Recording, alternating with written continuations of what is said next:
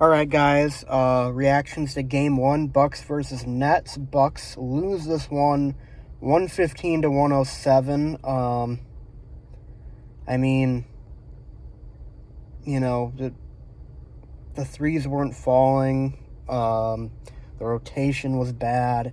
The defense wasn't quite there. The Bucks just didn't look comfortable really at any point during the game. Especially offensively, outside of Giannis, I mean, there was a few shot selection decisions that he made that I didn't agree with. But overall, 16 of 24, 34 points, 11 rebounds, 4 assists. I mean, that's your typical dominant offensive night from Giannis. What really killed the Bucks was they got virtually nothing from the bench. Chris Middleton was 6 of 23. Jrue Holiday was 7 of 19. Guys just didn't hit shots, and the Bucks finished, 6 of 30 from 3? I mean, this kind of felt like Game 1 against the Heat, except the Heat don't have nearly the shot makers that the Nets did. And the Nets, they weren't great offensively, but they made tough shots when they needed to. And that's the advantage of having guys like KD and Kyrie Irving to make those kinds of shots. But with Harden going out in the first minute of this game with a hamstring injury and Jeff Green not playing as well, one of the only guys on the team that can truly give Giannis fits, I really feel like the Bucks wasted an opportunity here. As for Mike Budenholzer,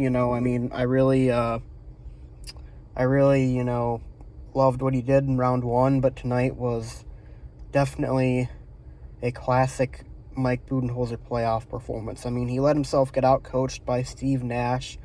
Of course, Steve Nash doesn't really have to do much in the way of coaching when he has guys like KD and Kyrie to make the kinds of shots they did tonight.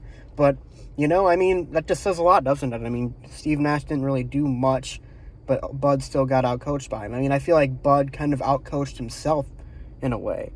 He got too cute with the rotation. I mean, he had Jeff Teague play 14 minutes. He had Pat Connaughton get close to 20 minutes. I don't think Giannis got to 40 minutes. I don't think Middleton or Jrue did either.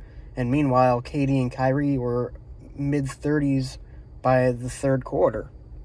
And the Bucks did not want to match the minutes played by the Nets superstars with their own superstars.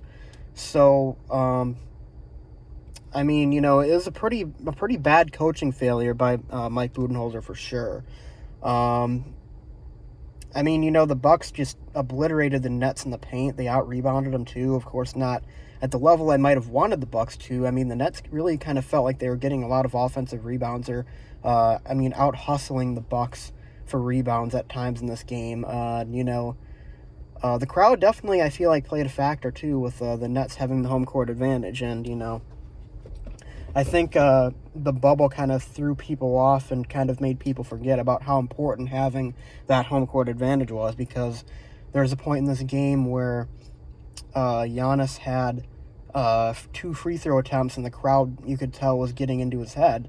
They were counting, they were booing him, and he missed both of the free throws. And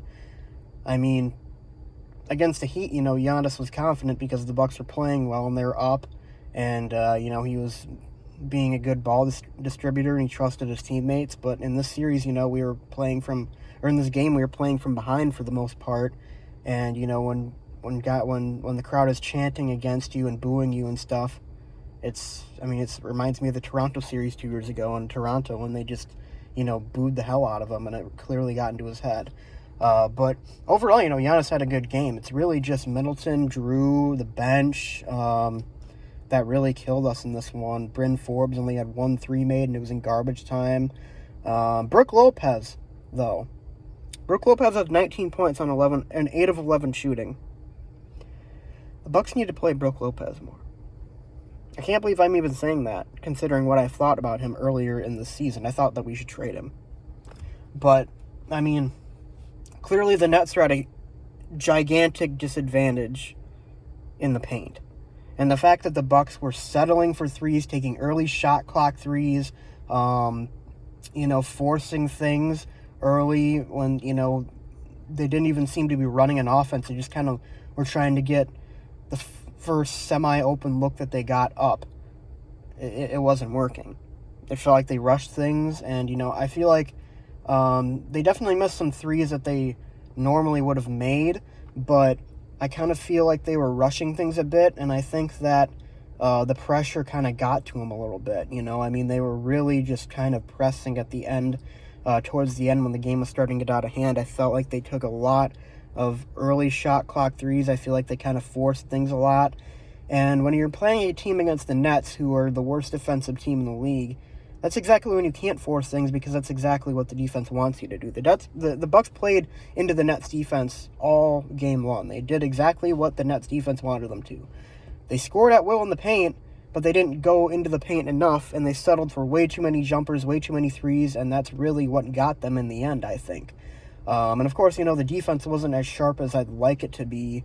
The Nets shot close to 50%. They weren't that great from three. And of course, having Harden and Jeff Green out, that also does kind of provide, a bit of a punch in the gut to the Nets offensively, and they still went up there and scored 115 points. So, I really think it's kind of just settle things down and get back to what you do in game two, because, it kind of felt like they were rattled. It kind of felt like, the Nets just had them where they wanted them pretty much the entire game. And, the officials certainly didn't help the Bucks' case, but, I think the main thing the Bucks need to do is kind of just calm down a bit. I really feel like they just kind of need to calm down a bit, And a part of it could be, attributed to poor shooting, too. Like I said, I think that they kind of got in their own heads a bit, but at the same time, are the Bucks going to shoot that bad the rest of the series? I doubt that they have a game where they shoot that bad all series again.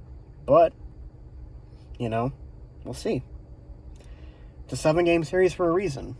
And the Nets winning game one was certainly a possibility that I could have foreseen occurring. So, hey, to win in 6, you got to lose 2. All I'm saying. But in the meantime, guys, so thanks for watching. That's all I got to say in this video. I will be back with you for game 2 on Monday night. But until then, I'll see you guys next time. Fear the deer.